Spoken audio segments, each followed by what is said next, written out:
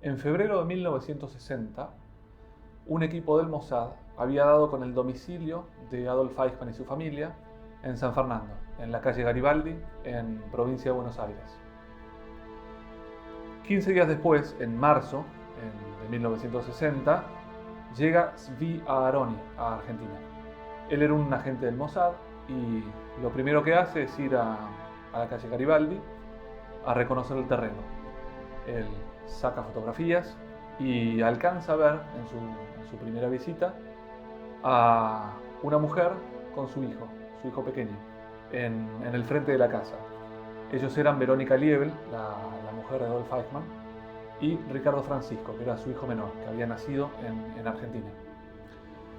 Lubinsky, que había sido uno de los integrantes del equipo que dio con la casa en la calle Garibaldi, a través de unos operadores inmobiliarios, consigue averiguar a nombre de quién estaba la parcela de la casa de Eichmann allí en San Fernando. Y estaba a nombre de Verónica Liebel de Fichmann. Un error de tipeo, Verónica Liebel de Eichmann. De hecho, la dirección en la que estaba registrado era en Chacabuco 4261, que era la casa anterior donde vivían los Eichmann. Es decir, confirmado que esa era la casa de Adolf Eichmann. Días más tarde, Zvi Aharoni vuelve a acercarse a la casa y alcanza a ver un hombre de mediana estatura, de frente amplia, que coincide con la descripción y las fotografías que tenían de Adolf Eichmann en aquel momento. Para confirmar que esa persona era Adolf Eichmann, decide ir con Primo, que había sido otro integrante del equipo que dio con la casa en San Fernando. Se acercan a la casa otro día y lo equipan a Primo con un maletín con una cámara de fotos incorporada, donde Primo podía sacar fotos oprimiendo un botón desde la manija del maletín. Primo se acerca y habla con Adolf Eichmann y con su hijo Dieter, con el pretexto de que estaba buscando terrenos para comprar en la zona y para saber precios y cómo había sido la experiencia de los Eichmann con la compra en ese lugar. Mientras entablan esta conversación, saca fotos, ¿sí?, de ellos. Zvi Aharoni se va con esas fotos a Europa y en el viaje desde París a Tel Aviv viaja con Iser Harel. Iser Harel era el director del Mossad. Le muestra la fotografía diciéndole, él es Adolf Eichmann confirmado, pero sin embargo en Israel deciden analizar la fotografía por peritos. Y luego de un estudio riguroso llegan a la conclusión de que efectivamente esa persona era Adolf Eichmann. No conozco la historia de Eichmann mismo, yo conozco la historia que vincula a Eichmann con la parte que gente de mi familia ayudó a hacer para el secuestro, o la detención, o quiera llamarlo. Yo sé que una vez que lo detectan, para llevar adelante el plan de extracción, mi tío Sam Gilead, junto con dos personas más, en realidad 3 personas más que yo conozco, estuvieron involucradas en la planificación, pero también, así como estaban involucradas en la planificación, también la decisión fue que los que planificaron y armaron toda la parte inicial no estén involucrados con la extracción. Para eso mandaron otro equipo, que son los que se llevan a Eichmann. Como parte del sistema logístico para poder hacer el secuestro de Eichmann, usan el coche de mi padre, que era un DeSoto 49, 50. Es un coche que se hizo un par de años, pero no me acuerdo exactamente la fecha de construcción. Sí, es el mismo coche que yo iba al colegio. Cuando me llevaban al colegio hebreo, me llevaban a veces en ese auto, que era un coche que tenía la particularidad, el auto era como si fuese una limusín. En aquella época no venían con asientos, sino venían con una cosa que se llamaban transportines, que estaban pegados en la parte trasera del asiento delantero, se desplegaban y tenían entonces, por lo tanto, un espacio más grande entre las piernas de atrás para que pueda entrar otra fila de asientos. Y eso seguramente fue lo que decidió usar ese auto, porque era cómodo tenerlo en el piso sin que se lo vea, porque era un piso amplio, justamente gracias a esta situación. Porque papá tenía otros autos que le podían haber pedido y específicamente fue ese que se usó. Se dio por robado el auto unos días antes, y después que terminó el secuestro y apareció Eichmann, creo que antes inclusive que haya aparecido Eichmann, el coche fue recuperado y ahí no pasó nada. Yo era muy chico, después empezaron los rumores familiares de cómo había sido la situación y después, ya un poco más grande yo, mi padre me contó. Cuando Israel confirma la identidad de Adolf Eichmann, tenía que decidir cómo iba a hacer para llevarlo a Israel a juicio. La vía legal y lo correcto hubiese sido pedir la extradición a Argentina, pero lo que sucedía es que las fuerzas militares y policiales en Argentina eran fuertemente pro-nazis. También Argentina era un país que había abierto sus brazos, había protegido a miles de criminales de guerra que habían escapado de Europa luego de la Segunda Guerra Mundial. Y a esto se le sumaban otros antecedentes que podían hacer que Israel desconfiara de la colaboración que podría llegar a obtener de Argentina. Por ejemplo, en 1919 existió un pogrom en Argentina, que fue en el marco de un estallido social. Se atacó a la comunidad judía en el barrio de Once, en Ciudad de Buenos Aires, donde asesinaron a muchos judíos, bajo el eslogan "La cacería del ruso", donde ruso es un sinónimo despectivo con el que se nombra a los judíos aquí en Argentina. Y hubo otro antecedente en 1938, que es la Circular 11, que es una circular que se envió a todas las delegaciones argentinas en el mundo con el objeto de evitar que se dejara ingresar a judíos al país. También existieron funcionarios que se apropiaban de bienes de judíos desesperados que necesitaban escapar y que luego en algunos casos ni siquiera los dejaron ingresar al país. Entonces creo que habían razones para que Israel desconfiara de la posible colaboración de Argentina.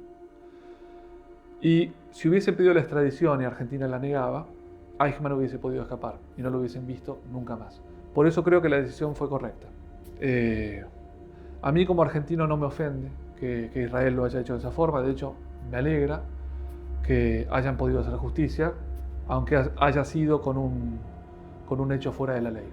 Sé que contactaron también a otro judío acaudalado que tenía una casa en Castelar, que fue donde lo tenían a Eichmann secuestrado, y también sé que mi tío con estos dos fueron a verlo al presidente Frondizi en secreto para avisarle que iban a hacer el secuestro de Eichmann, y Frondizi les dijo, casi aterrorizado, que él nunca había escuchado nada, que ni le cuenten, que no vayan a pensar que pueden contar con las fuerzas de seguridad o con el ejército para nada de esto, porque ellos son todos totalmente infiltrados por los nazis y que seguramente los iban a meter preso a ellos y iban a perderlo a Eichmann.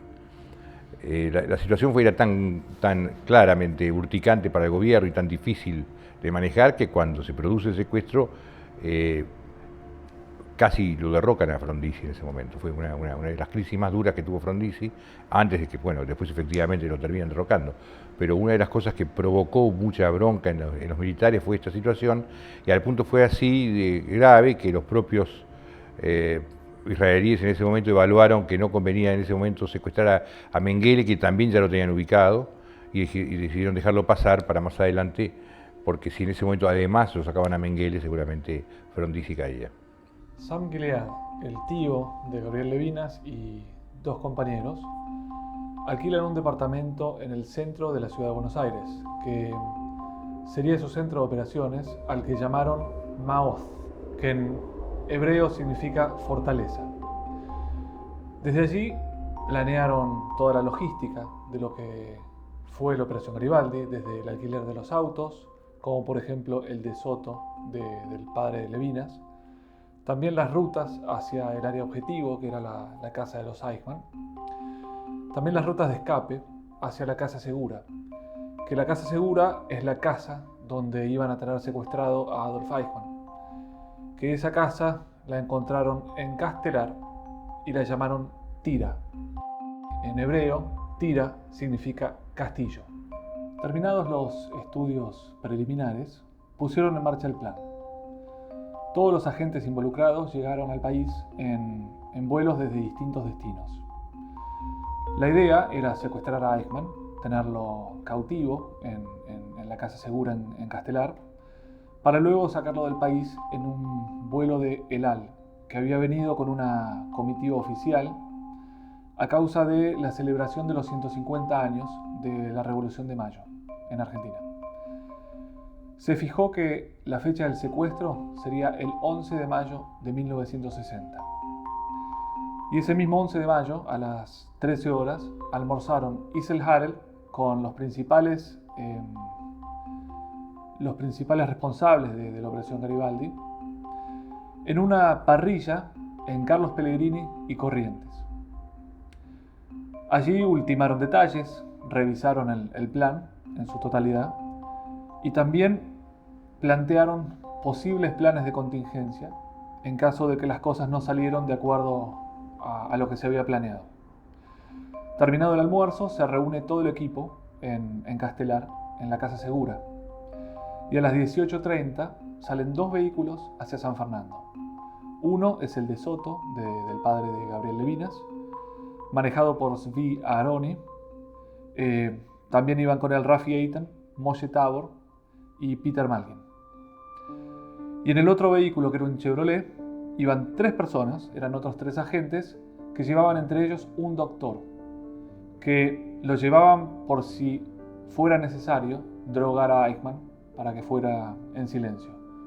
También supongo que podría haber sido por si Eichmann tenía alguna píldora con veneno para intentar salvarlo y poder llevarlo vivo a Israel. A las 19:35 llegaron el Chevrolet y el de Soto a San Fernando. Y el Chevrolet estaciona sobre la ruta 202 enfrente a la parada de colectivo de la línea 203, que era la línea de colectivo que tomaba Eichmann para volver de su trabajo en Mercedes-Benz. El de Soto estaciona sobre la calle Garibaldi, a unos metros de la casa de los Eichmann, y finge estar averiado. Abren el capó y allí esperan. Llega un primer colectivo 5 minutos después, pero Eichmann no baja del colectivo. Y no llegaría otro 203 hasta las 8:05 de la noche, es decir, que pasó casi media hora que ellos tuvieron que estar con el auto fingiendo que estaba descompuesto y el otro auto en la ruta. Fue un momento de nerviosismo, pero finalmente a las 20:05 baja del colectivo Adolf Eichmann, lo reconocen, cruza la 202 y caminando por la calle Garibaldi es interceptado por Peter Malkin, que ahí está la famosa frase que dice: un momentito, señor. Y en ese momento lo agarran, lo reducen y lo meten dentro del de Soto. Eichmann grita, pero Zvi Aaroni, que era quien manejaba el de Soto, en alemán le dice que haga silencio o que de lo contrario lo liquida. Y Eichmann va en silencio hasta Castelar. De hecho, quedan detenidos en un paso a nivel, en una barrera, que es otro momento de tensión que está relatado en lo que es la historia oficial de la Operación Garibaldi. Pero finalmente todo sale bien y logran llegar los 2 vehículos a Castelar con Eichmann cautivo. En la casa identifican a Eichmann, termina siendo él, confiesa ser Eichmann, y la idea era salir del país inmediato. Ese fue el primer plan. Igualmente ellos ya sabían cuando lo secuestran que esto no iba a ser así, porque la comitiva oficial de Israel, por tema de agenda del gobierno argentino, no pudo ser atendida hasta algunos días después.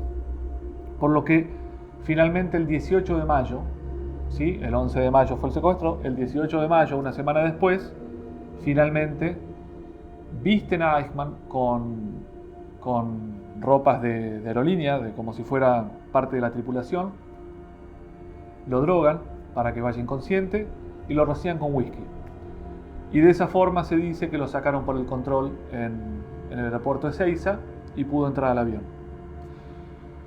Cuando el avión despega, recién en ese momento el piloto informa del pasajero especial que están llevando, hacen escala en Dakar, reabastecen combustible y luego de allí van hasta Tel Aviv.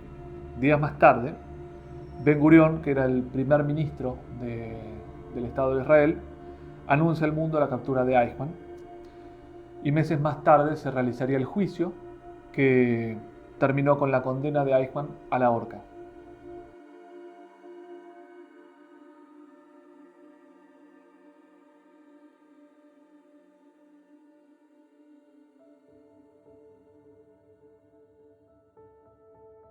Una de las cosas que a mí me interesaban sobre la historia de Eichmann en Argentina era mostrar los lugares donde Eichmann vivió, sus trabajos, los lugares que frecuentaba. Y llegando al fin de la serie sobre Eichmann, hay preguntas que quedan sin responder. ¿Por qué Israel no avanzó antes, si había información del paradero de Eichmann desde 1954? También, ¿qué papel jugó Sassen y las cintas de las entrevistas a Eichmann? ¿Por qué no están todas las cintas disponibles para el público? Y por último, algo que termina manchando esta historia, son unos documentos que Gaby Weber logró desclasificar y estudiar. Gaby Weber es una investigadora alemana que tiene una visión absolutamente distinta a la historia oficial. Ella niega que la Operación Garibaldi haya existido. Yo revisé su material y en mi caso no me convenció. Sigo pensando que la Operación Garibaldi existió, aunque posiblemente hayan cosas en la historia oficial que se han exagerado, haciéndolo parecer una película de espías. Pero volviendo a los documentos que Weber logró desclasificar, ella tiene una película en YouTube que se titula Pimple and Blue Star. En esa película revisa estos documentos y aporta una información espantosa.